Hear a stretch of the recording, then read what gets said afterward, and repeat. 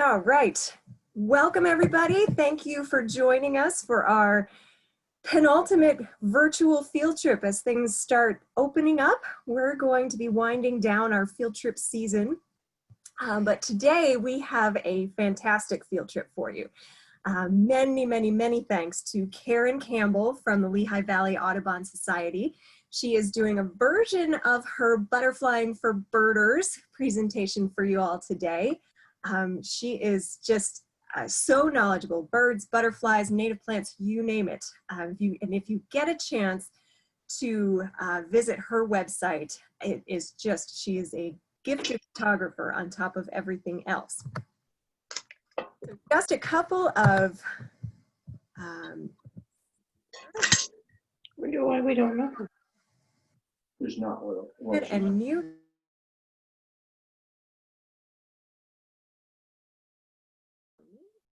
There we go.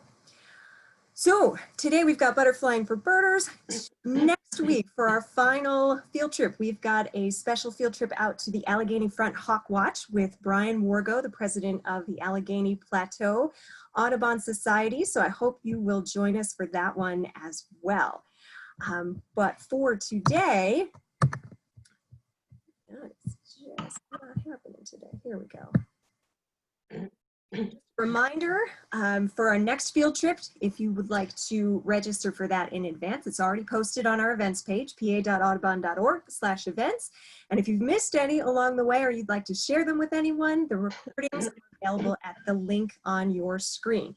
So if you go to pa.audubon.org, just click on the chapters and centers and scroll down. You'll see the virtual field trips link, and there's a video for each of the field trips posted that we've done so far. And today's recording will be available usually by tomorrow.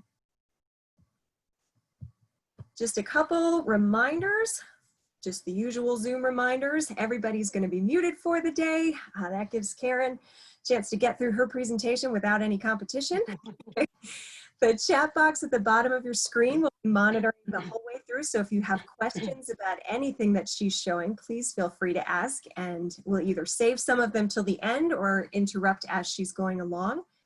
If you're having any trouble with your internet connection today, you can turn off your computer's camera in the bottom left or sometimes the top corner of your screen. Just toggle it on and off.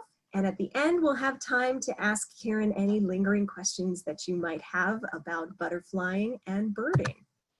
So with that, I'm going to stop my share, hand it over to Karen to take the reins from here. Karen, thank you so much for doing this today. I'm so excited, as you well know. All right, I am too. This is great. When I first, I watched the very first field trip, and I kind of thought about this, but it's like, but this isn't birds, right? And so Kelly's actually the one who suggested that I do it, and you'll see why I think it's a good match. Let me pull the presentation up.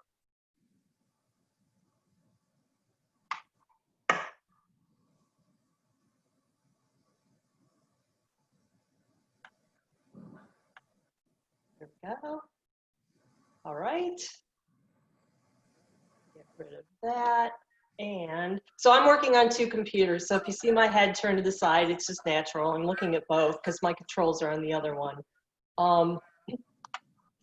So butterflies, I think, are a fantastic entry to really start to understand the insect world for birders, because there's so much in common with birding and birding skills and even butterflies with birds. So I'm going to start in a moment by going through what some of those commonalities and differences are, just to ground you in the what's kind of the same and what's a little different.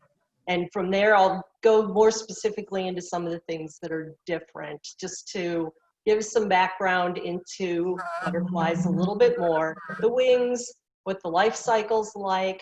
We have to talk about caterpillars. I know everybody thinks of butterflies as these beautiful things with wings, but caterpillars and the larvae are butterflies, and if they don't exist and they don't have food sources, there aren't adults. In addition, caterpillars are a major food source for birds, particularly nestling birds, and therefore really important to birding. And then I'm going to show butterflies maybe a little bit differently than you might be used to seeing. I'm going to use one particular habitat, and that's a meadow with a lot of woodland edge, which happens to be my meadow. And I'm going to show you the meadow from May through October, essentially when it kind of closes down for the winter, and the different butterflies and some of the ones that we see along the way. And then lastly, I've got some resources for you if you're interested in learning more, if you're interested in participating in citizen science, which is another big thing for butterflies, and then the question and answer at the end. So first of all, a shout out to the Lehigh Valley Audubon Society, Learn, Preserve, and Contribute. And I have to say that I am completely indebted to the society. They're the ones that, going back into the 80s, hate to admit it was that long ago, I took a beginning birder course, and that's what got me really started, deep and going into, first of all, birds, getting out into the field. I was out in the field all the time. Just a little bit about me, that's me out in my field, out in my meadow. My hair's a little longer right now, imagine that.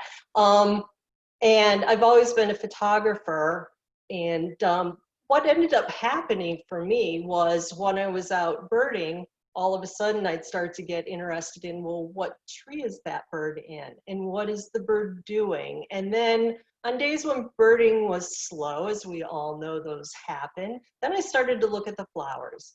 Then I started to look at the butterflies. And about that time, there came out a couple of books called Butterflies for Birders and Dragonflies for Birders. And so that's kind of what got me going into more of a deep dive into insects and pollinators and the like. So I'm not just a butterflyer, I'm a butterfly enthusiast. I'm not an expert, but I've certainly learned a lot over the years, and that's what I'm hoping to share here. So let's get into some of the commonalities. They're beautiful and fun to watch. Like I said, while I think a lot of the other insects are also very beautiful, they look very graceful and they fly around, and we're used to seeing things fly. Butterflies are going to be in the same kind of habitats that you find birds in, that you're already out looking in. They're in woodlands, they are in wetlands, they are along edges. And you may say, well, I don't usually see that many butterflies while I'm out. Well, hold that thought until I get to the next slide where some of the differences are. One of the things about butterflies is that they're an early environmental indicator, where birds really cover much broader geographic spaces. Butterflies are much more restricted. And so if there's an absence of butterflies and butterfly species, that's going to be a pretty good indicator for the quality of a habitat. Extension of birding skills. Yes, butterflies some of them will land on flowers, and you can look at them that way, and taking a photo of them is great for ID, but many of them aren't going to land. They fly around, and identifying them on wing is one of the better ways to do it. Jizz, it works for butterflies just like for birds. The more you do it, you start to understand and use that as a differentiating skill. First of all, to put them into different families, and then even sometimes to species. Citizen science is needed. There are not very many lepidopterologists out there. There is actually, I have been amazed at how little science is known. I've always been a contributor for birding, for hawk watches that have happened, and for reporting birds that are maybe outside of their time range and not. But when it comes to butterflies, there's good work that's been done in the state of Pennsylvania, mostly by a guy by the name of David Wright, tracking all of the butterflies that have been identified in each county. And you can look county to county and very clearly see that some have 30 species less than the county right next to them. And that's not because the butterflies don't necessarily exist there. It's just that they've never been recorded. So there's lots of room to make some significant contributions with butterflies, maybe even above and beyond what you do for birds. And then lastly, which I had already mentioned, oops, let me get rid of that. What happened there? Not quite sure how I can get that off my screen. Are you looking at There we go. There we go. I just admitted him. That keeps coming up. So birds do eat butterflies, especially nestlings, and I could not do, actually, this is the waiting room. Notice Kelly is actually preventing me from going to the next slide. Karen, if you look down in the left-hand corner, you should have some left arrow, right arrows.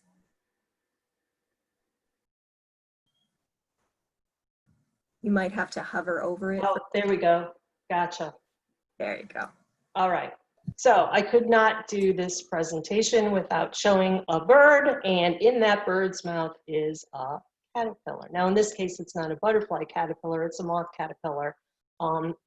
This is my one of the adults of a recently fledged pair in my neighborhood, and I managed to get photos of a lot of different kinds of insects and a lot of different things, but not a butterfly caterpillar. They weren't so successful with that. Thank goodness. I'm happy to for them not to have. But bugs, caterpillars, larvae of all kind are very important to birds, particularly nestlings. So what are some of the differences? I mentioned earlier, you know, butterflies are in the same habitats you have for birding. Well, and maybe this is something that's good if you've got a spouse who likes to go out in the field and you like to go out and do things together, but they don't like to get up in the morning early. Neither do butterflies. Butterflies want it to, they're really fair weather creatures. They need to have a certain amount of warmth in order for their muscles to work. Early morning, they tend to sit on vegetation with their wings out. And they're essentially getting warmth from the sun, the daylight, in order to be able to fly and move around. So time of day is pretty important. Warm afternoons, late morning is really when you're going to be seeing them. If you have a rainy day, if you have a high wind day, you're most likely not going to see them. And unlike birds, they're only, at least in Pennsylvania, only around for the portions of the year where we have the warmer months. So there are some species that you might start to see early in the spring when we get some really warm days. I'll show you a couple of those in a minute. But things don't really get heated up with butterflies, and I should clarify, adult butterflies, the ones with wings, until not even yet. Really, we're going to be waiting, and they're going to really be starting about now. And you'll see, come August, and particularly into September, that's when the numbers really start to increase. And so why aren't we really seeing them? Well, they have to do their life cycle, right? They exist as caterpillars and chrysalises, and we're going to show that in a minute. They have to go through all of that to get to the adult stage, and they spend very little time as adults. They require host plants, more on that. And yes, butterflies, many of them migrate, and not just monarchs. So monarchs are unique migrators in the butterfly world because the same adults that fly south fly north. with all of the other migrating species, they actually migrate and move over multiple generations. It's really mind-blowing that different generations know exactly what they're supposed to do to continue the path of migration. That's what happens. So, a few technical terms here. Butterflies, you know, most birds, their wings are always folded and you see one side. Obviously, if you've got hawks in flight, you might be concerned about what the underside looked like. But with butterflies, the upper side and the underside, which are usually different, you need to pay attention to what that is in order to identify them. And so then there's also the forewing, which is the one that's closest to the head, and the hind wing, which is the one in the rear end. This is called an open position, and this is a closed position. And those are clues even to what some of the families of butterflies are, but there's exceptions.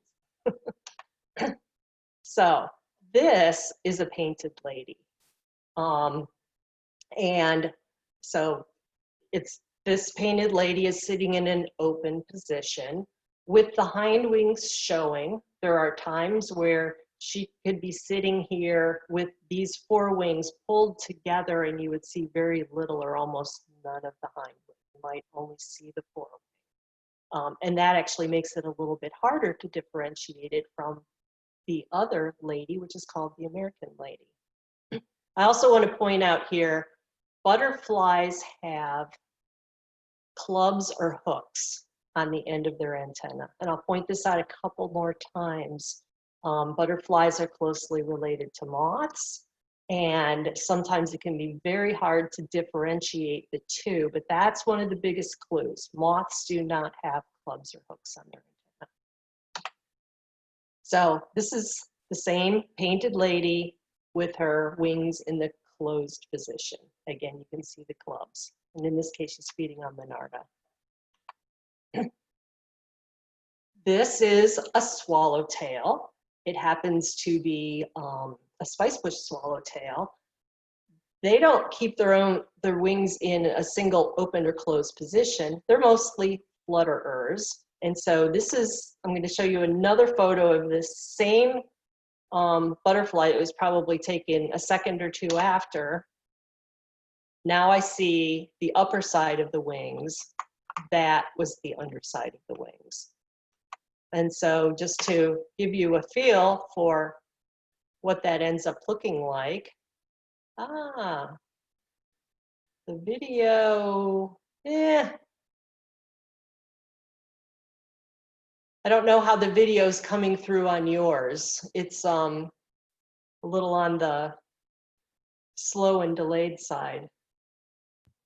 For those of us who are not experts, Karen, the slow motion is super helpful. Okay. It's actually a little blurrier is what it is.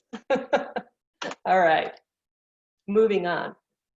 So this is a very small butterfly who has clubs, and it is in a family called skippers. It's actually a pretty big family. And this family mostly is kind of brownish and yellowish markings, sometimes really obscure. This you can really refer to as the sparrows of the butterflies. Very challenging when it comes to identification. So this one has its wing in a closed position. It's one of the grass skippers. The thing about skippers is that they have a unique way of holding their wings called a jet plane. And so this is the female peck skipper. I just showed you the male, and her wings are a little bit different. And so what she's doing is she has moved her forewings up into the air and pulled her hind wings forward to be parallel with the ground. And so here, this is a male fiery skipper. So what that does that makes it so challenging is that you have to remember, so this is actually the top side of the forewing, this is the bottom side of the forewing, and this is the top side of the hind wing. And when you get a quick, short little look at them, it's hard to keep all of that. I actually find it much easier to identify skippers by just taking a little photo of them, so you can come back and look at them in the ID books later. All right, I'm going to spend a few minutes on the life cycle, and what better butterfly to demonstrate it with than a monarch, because everyone's so familiar with those. So start with the adult. Monarchs don't, and actually butterflies in general, do not spend much of their life as winged adults. Sometimes it's only days, sometimes it's weeks, except for when they're in the stages where they're migrating, where they may remain as adults for much longer. Although, and there's even a few species that overwinter as adults, I'll point out a couple of those. They lay an egg. The egg turns into a caterpillar. The caterpillars, and I'm going to show you a few more, go through 5 stages called instars, and sometimes they look pretty similar through all the instars, sometimes they look pretty different, and so there are actually many caterpillars that just there isn't enough knowledge of what they are. Butterflies are known pretty well. Moth caterpillars are notoriously hard to identify, though, because no one really even knows what the different stages of caterpillars look like. And then, through an absolute miracle of science, that caterpillar turns into a chrysalis. The process is just absolutely fascinating. So, a little bit more here. Yes, butterflies mate. Once they're coupled, they can sometimes stay coupled for hours. You can see them flying coupled. They will keep eating.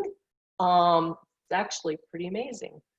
The male has one purpose in life, and that's to find females. And so the males can be seen at times just, flying all over, and what they're doing is looking for a female. Females, on the other hand, their single purpose is to lay eggs. And so at times you'll see female butterflies flying around, sometimes around in trees, in meadows, through vegetation. They're searching out the plant that they need to lay their egg on. And here's an example. I watched this female monarch in the meadow for probably half an hour. And I watched her go from plant to plant. Often she would find non-milkweeds. She would find a milkweed, but actually getting the kind of grip that she needed to hold onto it. You can see her abdomen's up underneath the, up under the plant. That's where she needs to lay the egg. And then this was finally the successful time, and voila, there's the egg that she left underneath. I had to walk through poison ivy to get that. So then the caterpillars grow up basically on the plant. They'll eat the leaves. Sometimes the really, really small ones, while it's flowering, will actually be in on the stems in the umbel, and you just can't see them and find them. It's amazing how well they hide. And of course, why are they hiding? Well, they don't want to be eaten.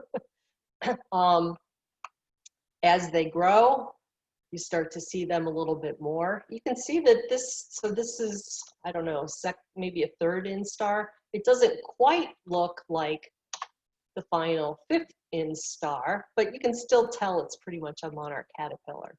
Now, this caterpillar is the 5th and final instar, and it has moved off of a milkweed, and it's on a different plant. I'm not sure what that is. Actually, it looks like it might be a raspberry. And this is the position that caterpillars go into to turn into a chrysalis.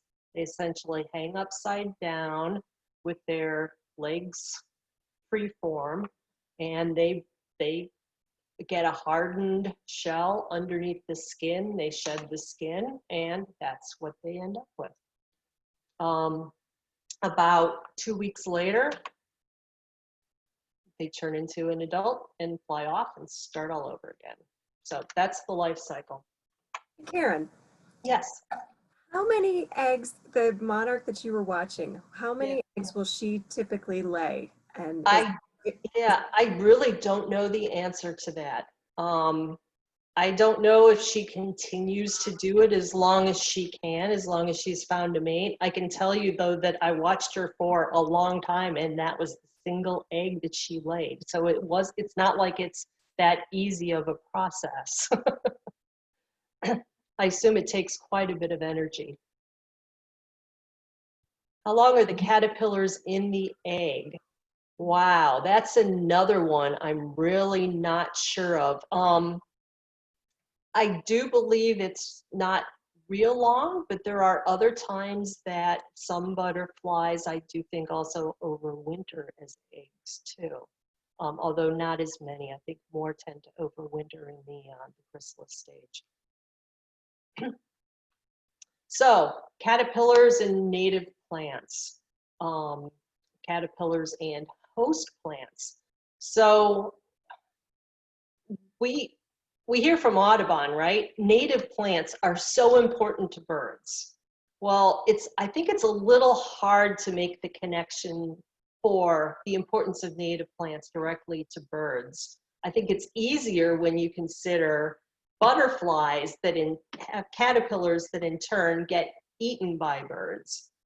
Because caterpillars and other butterflies and other insects, many of them are only capable of reproducing and their larvae eating and growing on specific host plants. And no surprise, they evolved here within our local area, so they have evolved on plants that are native to our area. That doesn't mean there aren't some that are cosmopolitan or can't also host on related plants that have been brought in. But in general, you're a much more surefire success of reproduction if you've got the host plant. So caterpillars, they can spend weeks and months as caterpillars going through and doing nothing more than eating, growing, shedding their skin, and doing it over again until they've done it 5 times. And so the other piece to remember then is that they are eating plants. The plants aren't necessarily going to continue to look pretty. And if we don't like that and we put pesticides on our plants, we will not have adult butterflies. So here is, I wanted to quickly show you an example of a butterfly that looks pretty different in the different instar stages of a caterpillar. This is a black swallowtail, and actually it's on the native plant, Golden Alexanders or Zizia ora, eating away at the seed piece. One other note, this is actually considered a bird dropping caterpillar because it does look and resemble quite a bit like a bird dropping. Here's what it looks like in, I think this is the 3rd instar. Starts to look a little bit more robust and fatter, and the white section in the middle is starting to disappear.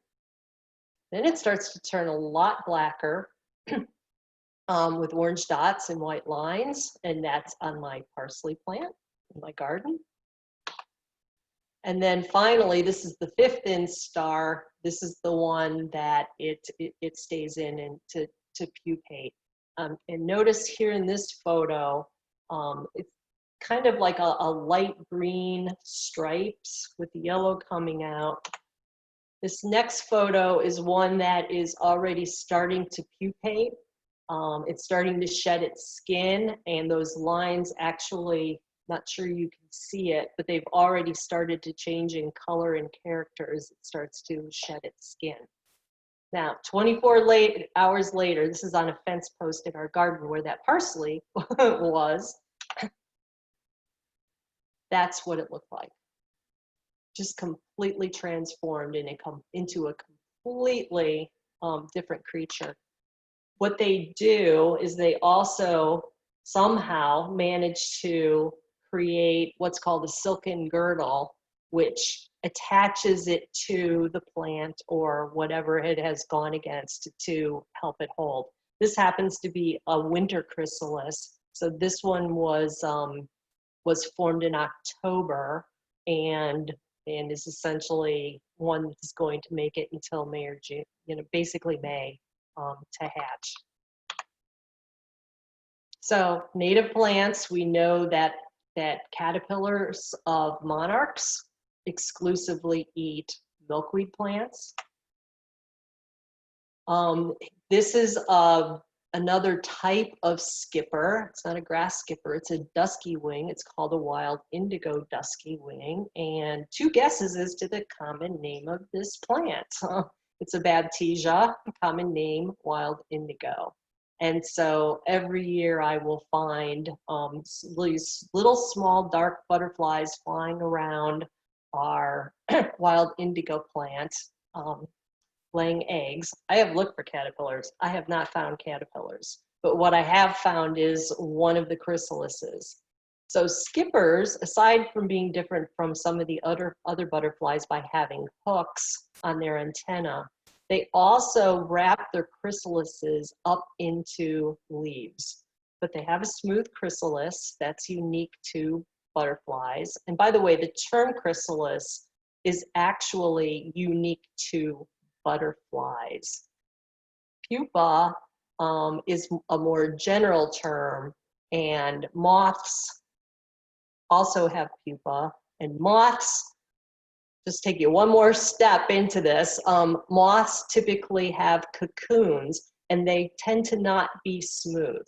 So if you find one that's more hairy, then that's likely to be a moth pupa. And so this is the wild indigo dusky wing. So just to illustrate the eating of plants, this is a euchera, and sorry, I can't think of what the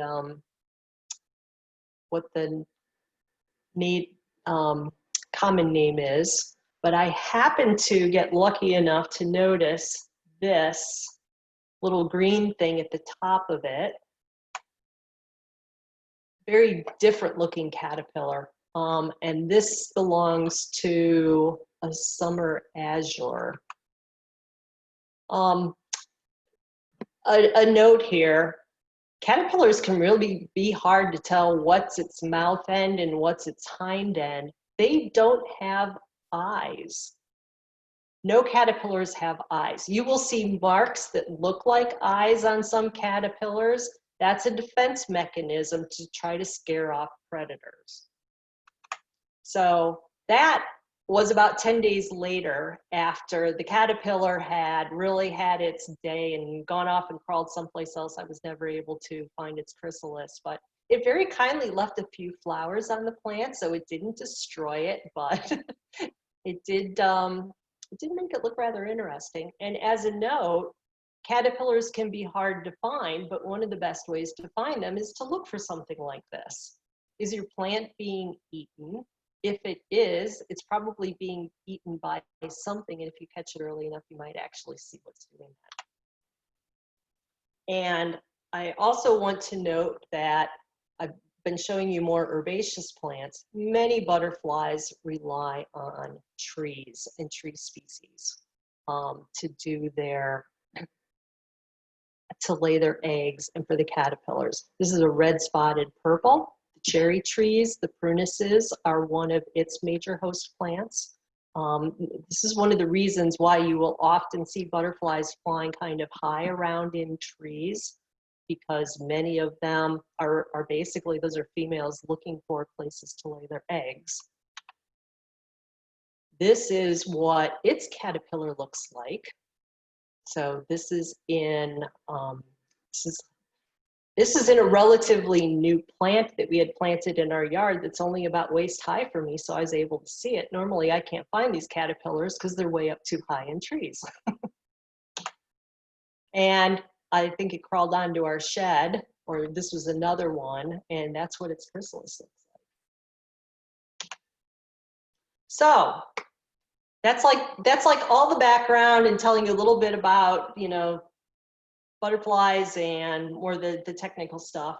Now what I wanted to do is take you through a little tour of my meadow. So my husband is a horticulturist who specializes in natural design and native plants. We purchased our property, which is about 4 acres. It's in the southern tip of Lehigh County, pretty close to where Lehigh County intersects with Bucks County, Montgomery County, and Berks County. So I'm like right in that spot. It was a fallow cornfield with some really disturbed woodland edges that were mostly non-native plants, although fortunately some native trees. And with the design that he laid out and some work that we did over a number of years, we've converted it into some much better quality woodlands, about 2 acres of meadow. And the house itself has some extensive gardens that the gardens themselves, most of them are inside of a deer fence, some of the woods as well, so that we're able to propagate some plants that otherwise would really struggle surviving with the high population of deer in our area. So I want to start you in May, which is when our meadow really comes alive. And so this was actually taken, I think, on the 26th of May, but for the majority of May, about half of our meadow is covered in, this is golden Alexander, Zizia ora. And, you know, if I didn't know any better, I would think that that was all that was planted here. It is just overwhelmingly yellow and dense with these flowers. Now, butterflies, for the most part, don't nectar on these, although I see some cabbage butterflies and a few things. This is really fabulous for some of the native bees. There's many native bees that need, and primarily the Envrenids, and I'm going a little off topic here, but they need nectar sources early. So this serves a lot of that purpose. However, in this space, I want to show you the 2 butterflies that I did see there's no way I was going to get a video of them. So this is actually another photo of it, the morning cloak. So the morning cloak is one of the early butterflies that you can find. You might even find it, particularly depending on where you live in the state, in March or April if we've got a warm day. You don't normally see them land. You see them flitting around. You use jizz to identify them and maybe binoculars to see the yellow outer portion of it. And what you see this one on is some over-the-hill blueberries that were accidentally left out. I was actually absolutely shocked to find this on it. Again, I don't remember if I mentioned it earlier, but many butterflies do not nectar on flowers. They eat rotting fruit, they eat sap of trees, they eat other kinds of debris. Some people will actually put bait on trunks of trees for butterflies and moths. I've never really experimented with it. I'm actually just starting to try, see if I can attract some stuff. So anyhow, they're early. Now, why are they so early? This is the morning cloak with a closed wing. And what does that resemble? How about the trunk of a tree? So this is a butterfly that actually hibernates and uses the camouflage by hiding on the trunk of the tree and surviving the winter. It is a butterfly that it may not even overwinter everywhere in Pennsylvania. It is very weather sensitive. It's a migrant and many of the butterflies in our area repopulate every year from the south, as opposed to just being those that have bred in your area. Karen. Another one that I see pretty early on, it doesn't Karen. depend a lot, is the question mark. And I just want to point out here, just like birds sometimes have morphs and different looks, this is the summer form of a question mark. And another butterfly called the comma looks very similar. It's got a dark hind wing. This is the fall or winter form, and it has a very light hind wing. Is there a connection to migration? Yeah, scientists don't completely know. There's, I think, a lot of work that needs to be done yet on butterflies to really understand more about them. Karen, when you talk about identifying the butterflies, can Yep. you tell the folks who are listening what the acronym GISS stands for? Oh, jizz. Yes. So what does jizz mean? Right. It's a birding term, but not all birders know it either. So jizz basically is, it's a little bit like your gut. After you've got a lot of experience with a particular species, there are characteristics about it, its behavior, its look, that give you clues to what it is. And actually with that, I'm going to talk about it on this very video. Because this is now, let's see if I can take this back to the beginning. This is in my meadow right now. You can see there's not a lot happening. There are like a million blossoms, buds, but there's not a lot of flowers that have actually opened. But there's a few butterflies that fly around. Look closely. I hope you can see it on the quality that comes through.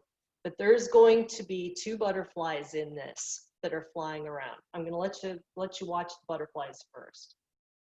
There's one, it's going to the right, and it's kind of flipping around, and it's going back and down into the vegetation and all over.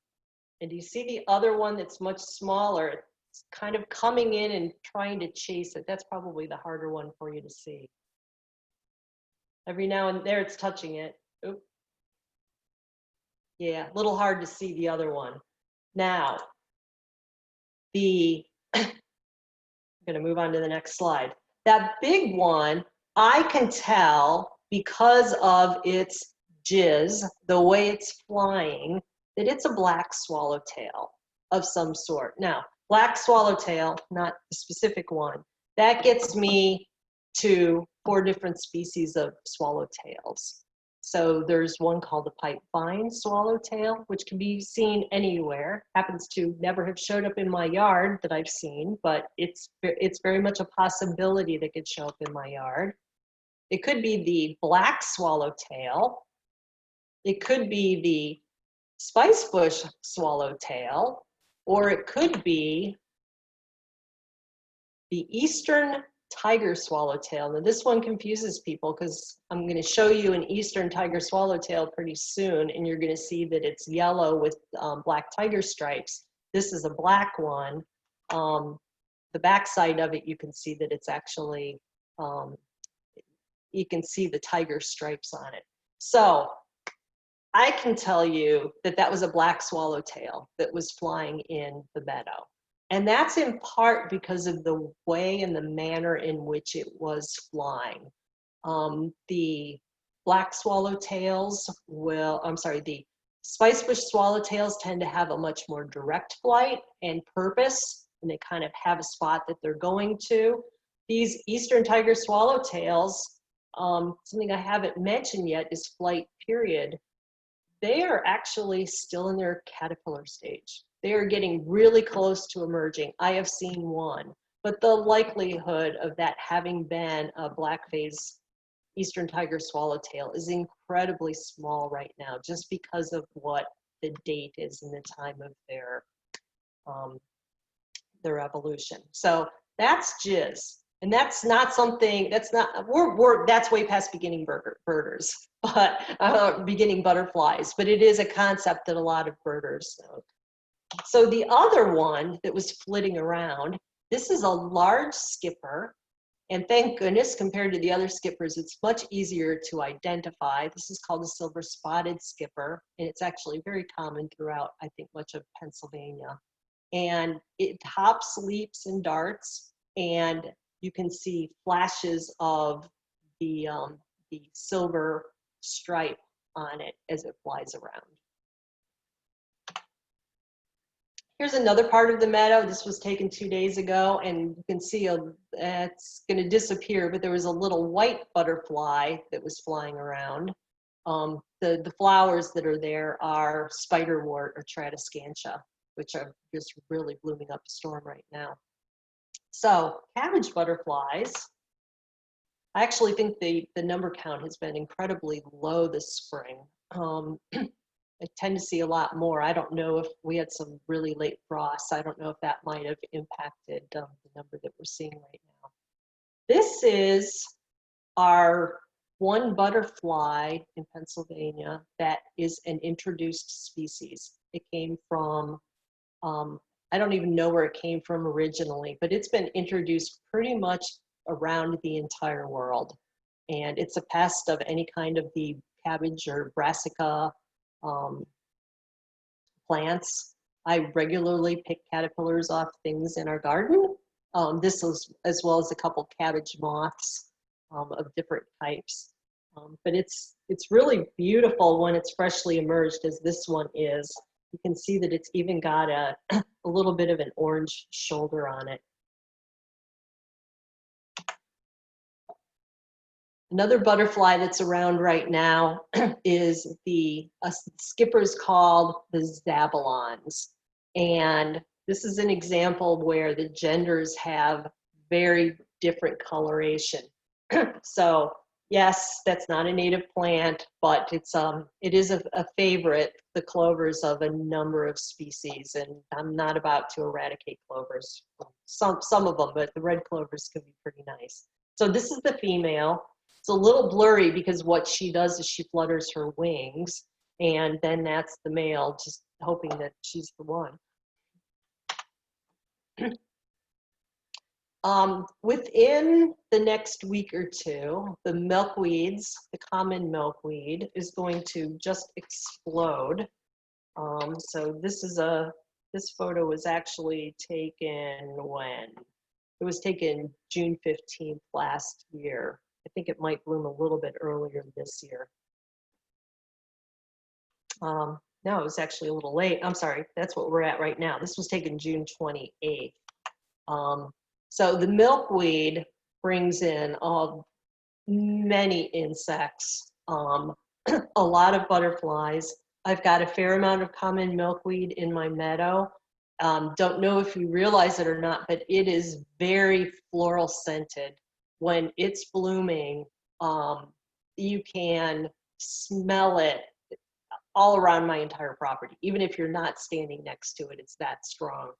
So I don't doubt that some of these insects know it from that. Oh, before I go on, this is a great spangled fritillary. It is, you can kind of tell, think about what the size of the head of a common milkweed is. This is a very large orange butterfly.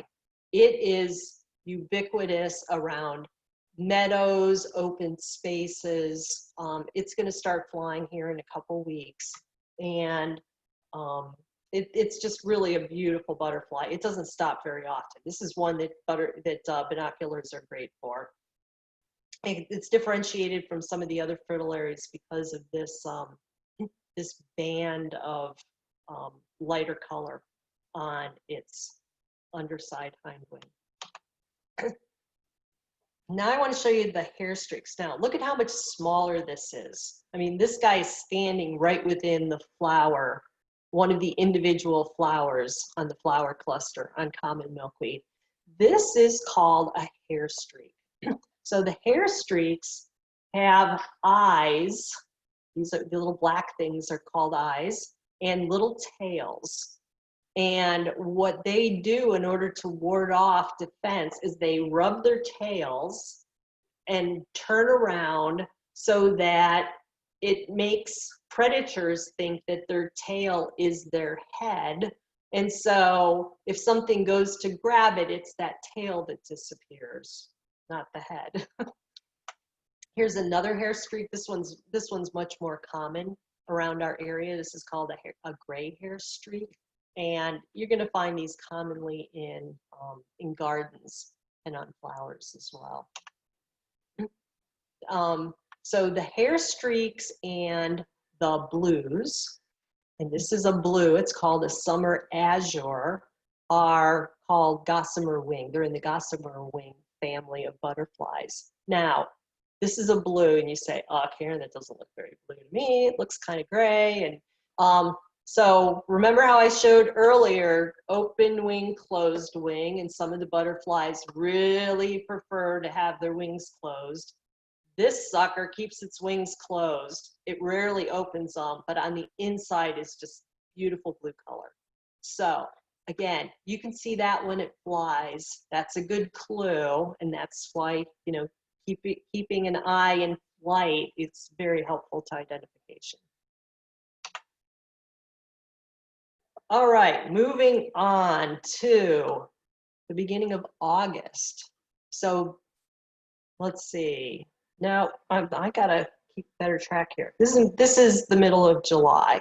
The Monarda usually starts to bloom around the 4th of July. And Monarda, which is this flower right here, is pretty ubiquitous in our meadow, and it is fantastic for butterflies. So this part of the flower actually has the pollen, the nectar, way down in it. So it takes a long-tongued insect in order to be able to do it. So here, what you're seeing is that big orange butterfly, the great spangled fritillary, sticking its tongues down in order to feed on a Monarda. And what the butterflies will do is they will circle around the flower. So you get to see all parts of their wings, and they stick on the flower for a long time because it takes them a little bit of time to do it. This is the eastern tiger swallowtail, rather what they usually look like, not as opposed to that darker face that I showed you earlier. When they land on flowers, they sometimes pull the flower down even with their weight. And okay, so this is not a butterfly, but this tends to be a very confusing insect for a lot of people when you see it when you're out looking for butterflies, because it looks a lot, when it flies around and darts around, it looks like a hummingbird. It is actually called a hummingbird clearwing. It's a moth, and a day-flying moth, and it tends to be around some of the same spaces, the same time periods that butterflies are. This is much larger than life. I like macro. This is a butterfly called a pearl crescent, and it will typically be more along lower areas, along paths, edges of paths, not so much up on any of the big flowers. I can find it on clovers, and sometimes it can be pretty abundant. Across Pennsylvania, there are other types of crescents as well. I don't usually get them down in my area, but I think mostly in the northern areas of Pennsylvania, there are some other species of crescents. Okay. So in May, my meadow was very yellow with great Alexanders. And now getting into the beginning of August, looking at it from the top, it also looks very yellow. This is really the flowering time of the rudbeckias. And it can really look like, again, that it's just complete, it looks from somewhere else, it looks like a monoculture. It isn't. I'm going to show you in a minute a walkthrough of it. But I just want to spend a minute on native plant talk. Common names are really confusing.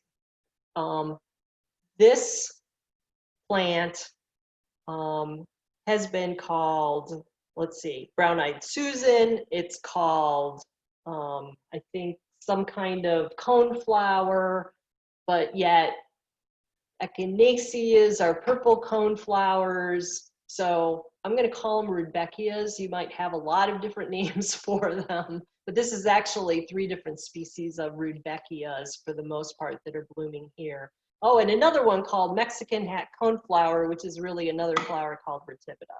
So I got that off my chest. This is also the time in August when the mountain mint's blooming, and mountain mint is a great pollinating plant that a lot of different butterflies use. I'm just going to quickly show you a clouded sulfur. This was an unsuccessful. Unfortunately, when you see a butterfly that isn't on the top of a plant, chances are it has not survived the jungle of predators out there for it. This one, in fact, is in the grips of a butterfly that is just so well camouflaged, I couldn't even see it very well. So here is basically the same time as that photo that was so yellow in nature. You can see there's quite a few butterflies flying through it, swallowtails. There's actually a silver-spotted skipper that's sitting over here, and a fair number of pollinators, bumblebees, and even some other smaller butterflies sitting on top of that mountain mint. Crossline skipper on mountain mint. Another one of those grass skippers that can be really confusing in the jet plane position. Another trick here, notice there's no club, there's no hook. This is called an orange mint moth. It's a day flying moth that you'll see out with butterflies. This is what moths do during the day. So unlike butterflies when they're found underneath plants, if you find other ones under plants that aren't in the grips of a spider, chances are it's just a moth that's tucked up for the day. Going into September, this is when now the rudbeckias are fading away. They are getting to the point of turning into seed, and within about a week probably of this photo, the meadow starts to be filled with goldfinches, and we will end up with waves of 100 or more at a time, sometimes filled with some pine siskins along with basically just eating bees and the seeds of coneflowers and other seeds in the meadow. And this is a rough stem goldenrod. So lots of goldenrods, and then shortly after some of these goldenrods get going, the asters get started. And so getting in the end of August into September and even into October is when it gets really exciting for butterflyers. Think May and migrant warblers for birders, but for butterflies, this is the time when there's dispersal of butterflies that were raised in certain habitats that move a little bit away from them.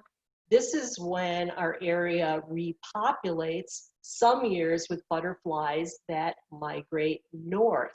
They don't do a south migration, they only do north, and they work on trying to repopulate and replenish their species in areas where it's colder and they don't necessarily survive winter.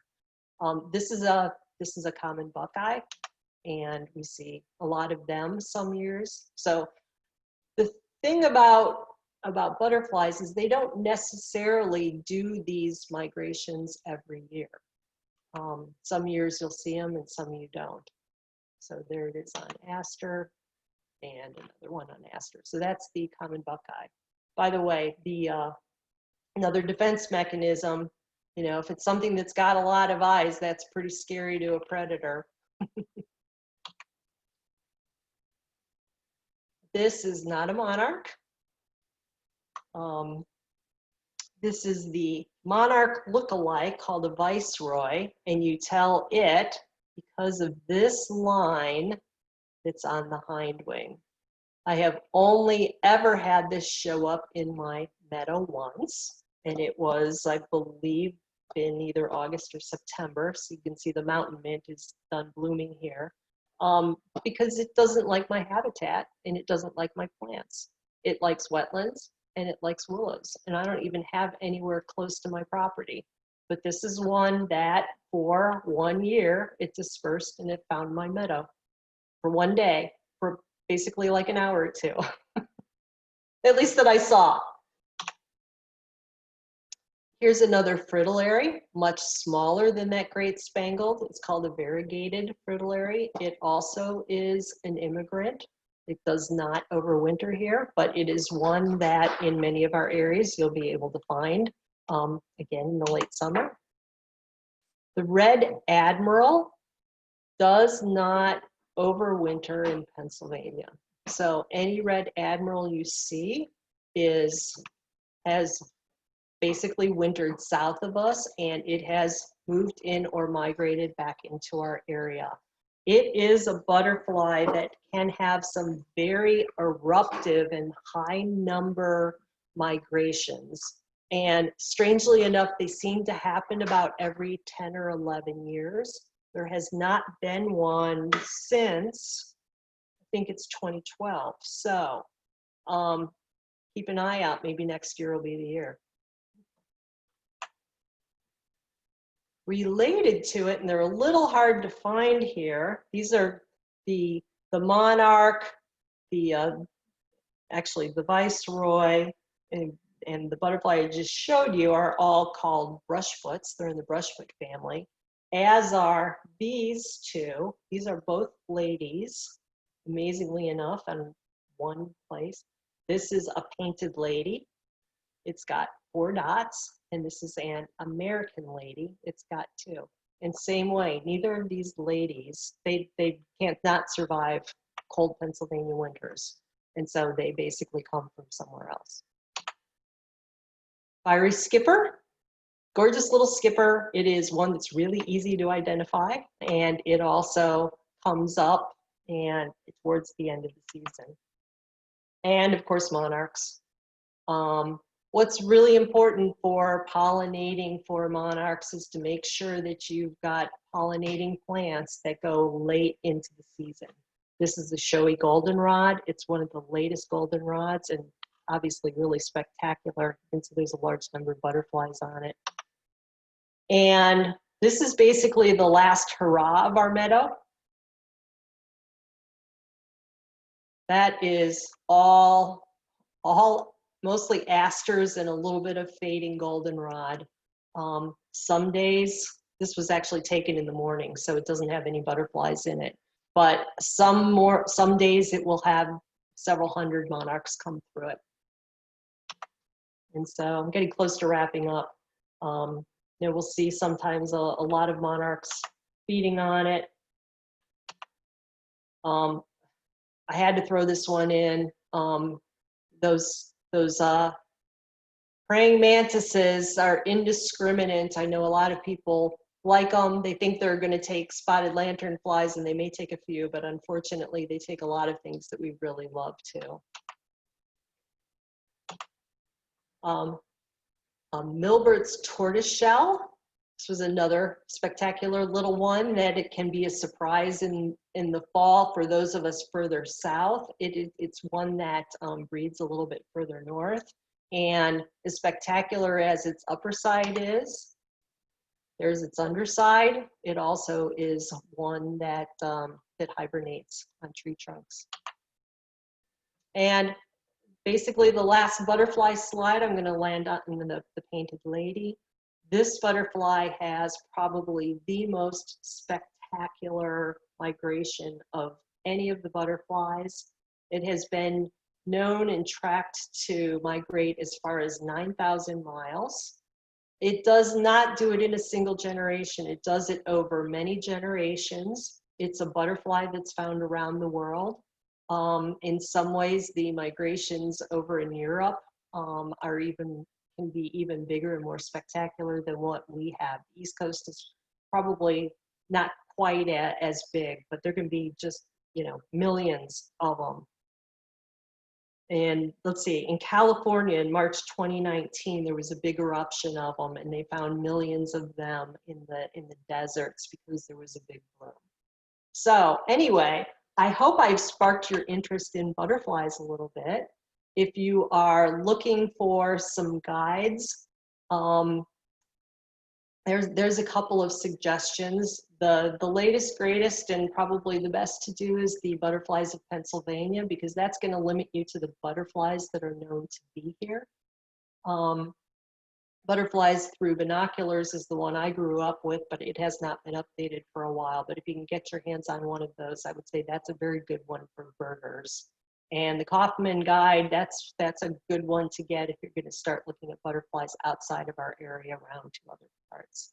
The records are at a place called Bamona, www.butterfliesandmoths. You can actually do a checklist for your county. You can print it out from there, so you can see what butterflies other people have seen within your county, and you can see which ones have not been seen that you should, please, if you get them, try to snap a photo and submit it to record for your area. So that's it. If you have, we'll do question answer, but if you want to contact me directly, the best way is to go to my website, to the Contact Us page, and just, submit your question. I'll be back with you. I am trying to post 3 times a week on Instagram, Karen in Nature, and I had waited a long time to get started on a Facebook page, but I just got that going too. So those are some of the ways that you can see me. Oh, and for any of you who put together presentations for your own Audubon groups, I'm willing to talk with you about, potential presentations. I realize how pressed all of our organizations are going to be for this upcoming year in order to provide content for our members while we stay in a virtual environment. Butterflies is only one of my passions. I have lots of other exciting areas too. So, questions? What do you have for me, Callie?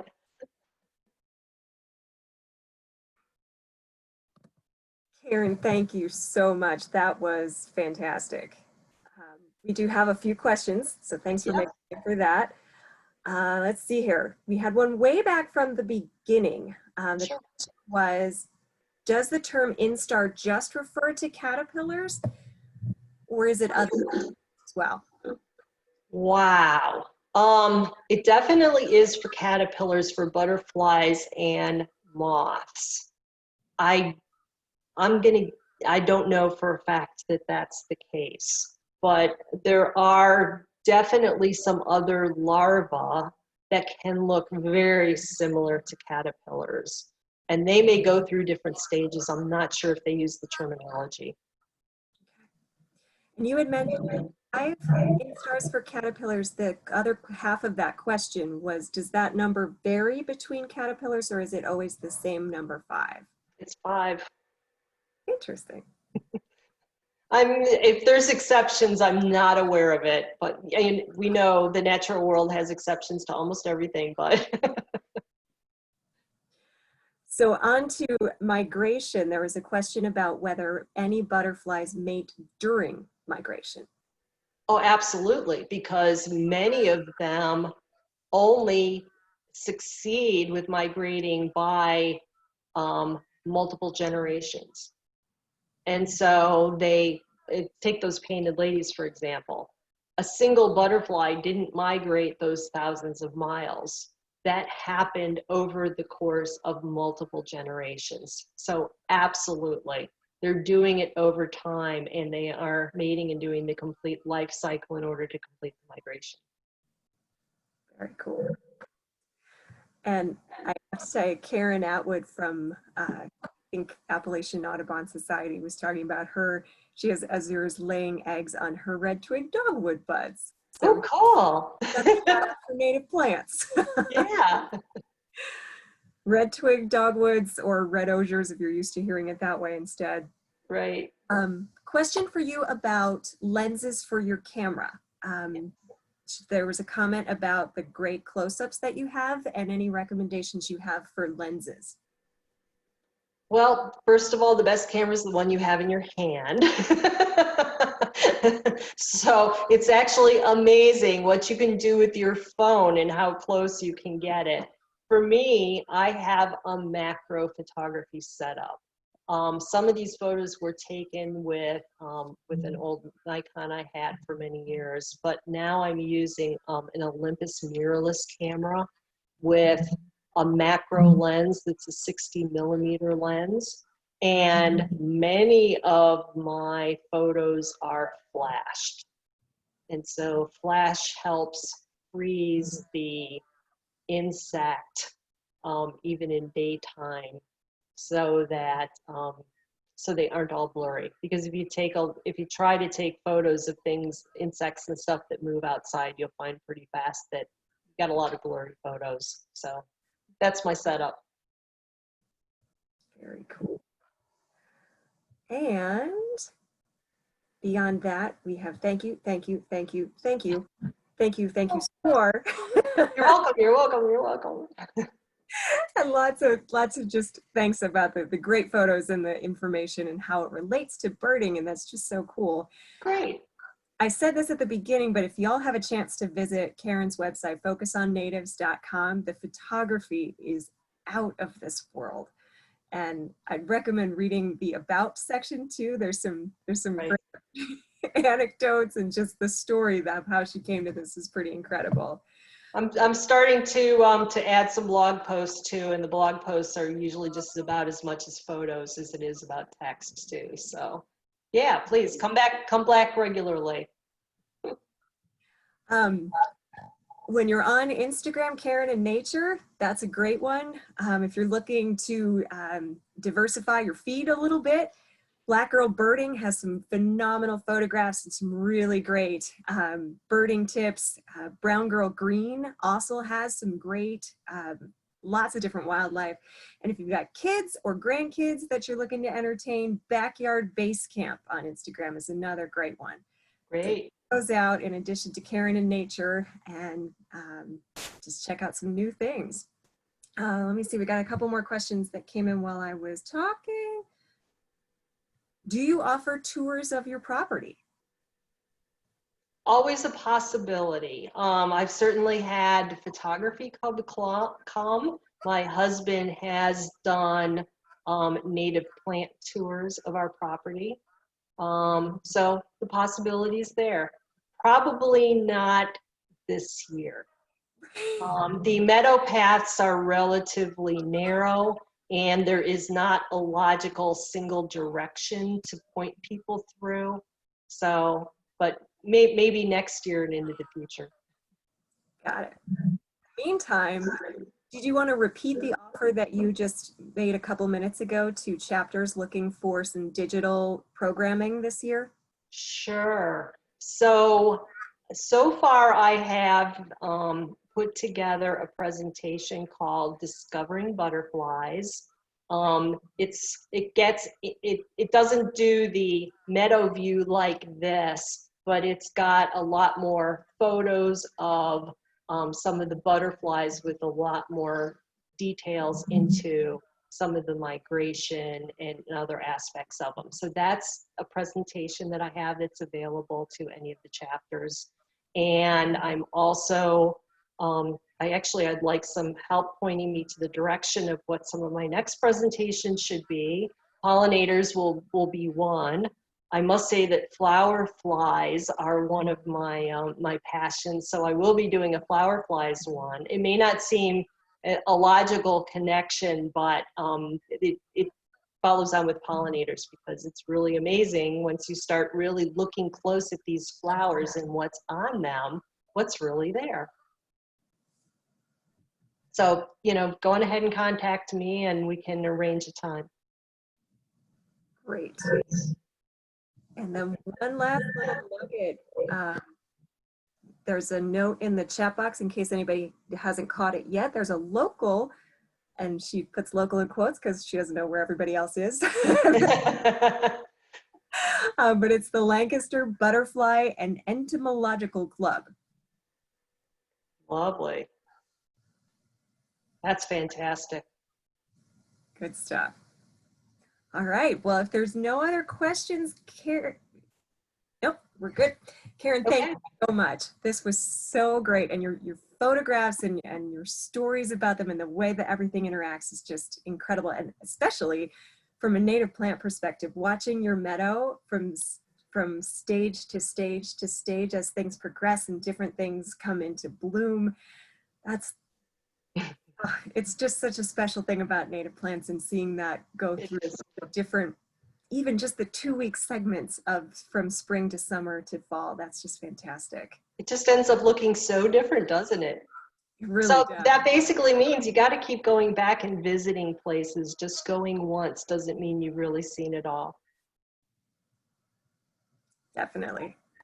Well, Karen, thank you so much. Again, Karen Campbell from the Lehigh Valley Audubon Society. Her website is on the screen right now, focusonnatives.com. You can find her on Instagram and on Facebook. And we hope you join us again next week for our very last virtual field trip with Brian Wargo from Allegheny Plateau on the Allegheny Front Hawk Watch. But for now, we'll sign off and just say thank you for joining us again. And thank you to Karen for sharing, being so generous with your time and with your talent and your expertise. And everybody have a wonderful week. Thanks so much. Thank you. Bye-bye.